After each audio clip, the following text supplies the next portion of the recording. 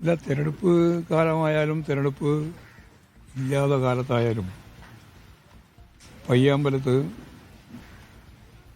CPM-ൻ്റെയും വിവിധ രാഷ്ട്രീയ പാർട്ടികളുടെയും സാമൂഹ്യ സാംസ്കാരിക സാഹിത്യ മേഖലയിലുള്ള പ്രമുഖരുടെയും ശവകുടീരങ്ങൾ എത്രയോ കാലമായിട്ട് യാതൊരു അല്ലലില്ലാതെ പ്രശ്നമില്ലാതെ നിൽക്കുകയും കണ്ണൂർ ജില്ലയെ പറ്റി അറിയുന്ന എല്ലാവർക്കും അറിയാം, എത്രയോ സന്ദർഭങ്ങളിൽ വലിയ രീതിയിലുള്ള സംഘർഷാവസ്ഥ ഉണ്ടായിരുന്നു.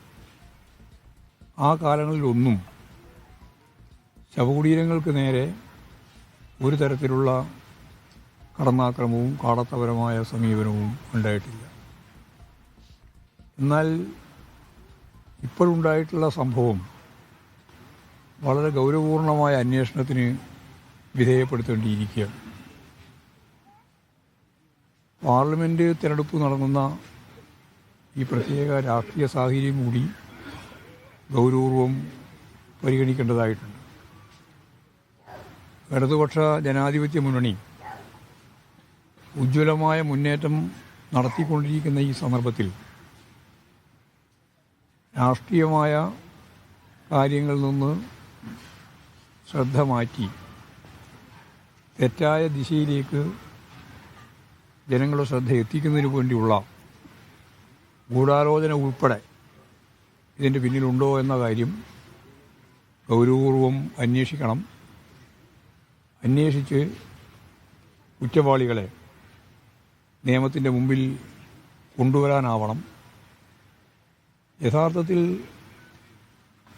രക്തസാക്ഷികളുടെയും ഉന്നത നേതാക്കളുടെയും സ്മൃതി മണ്ഡപങ്ങൾ എന്ന് പറയുന്നത് ജനങ്ങൾ വൈകാരികമായി കാണുന്ന ഏറ്റവും പ്രധാനപ്പെട്ട ഒരു ഇടമാണ്.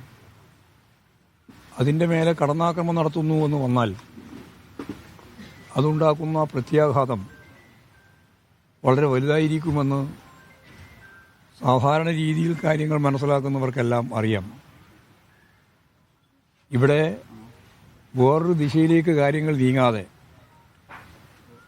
ഇത്തരം സംഭവങ്ങളെ അപലപിക്കുമ്പോഴും ഇതിനെതിരായി അതിശക്തിയായിട്ട് പ്രതിഷേധിക്കുമ്പോഴും ആത്മസമീപനത്തോടെ രാഷ്ട്രീയ പ്രവർത്തനവും തെരഞ്ഞെടുപ്പ് പ്രവർത്തനവും കൈകാര്യം ചെയ്ത് മുന്നോട്ടേക്ക് പോകാൻ സഖാക്കളും സുഹൃത്തുക്കളും എല്ലാവരും തയ്യാറാവണം എന്നാണ് എനിക്ക് ഈ സന്ദർഭത്തിൽ ചൂണ്ടിക്കാണിക്കാനുള്ളത്.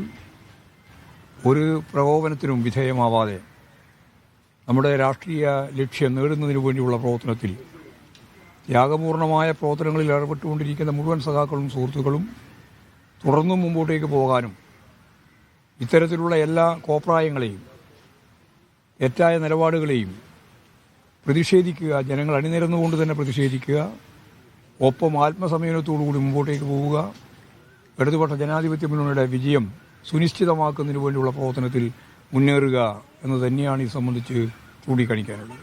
ഇത്രയും സ്മൃതികുടീരങ്ങളുണ്ട്. ഇപ്പം 4 പ്രധാനപ്പെട്ട CPM നേതാക്കളുടെ സ്മൃതികുടീരത്തിൽ മാത്രമാണ് ഇങ്ങനെ അതിക്രമം നടന്നിട്ടുള്ളത്. അതുകൊണ്ടാണ് രാഷ്ട്രീയ അതിൻ്റെ ഗൂഢാലോചനയുടെ ഗൗരവവും കാണേണ്ടത്. അപ്പോൾ പ്രശ്നമുണ്ട് എന്നുള്ളത് തന്നെയാണ് മനസ്സിലാകുന്നത്. ആരാണെന്നുള്ളത് കണ്ടുപിടിക്കണം. ഇതേവരെ ഇവിടെ ഏത് സംഘർഷാത്മകമായ സാഹചര്യത്തിലും പയ്യാമ്പലത്ത് ഇതുപോലുള്ള പ്രശ്നം ഉണ്ടായിട്ടില്ല. ഒരു സംഘർഷവും ഇല്ലാതെ ഒരു പ്രശ്നവും ഇല്ലല്ലോ. ഒരു തരത്തിലുള്ള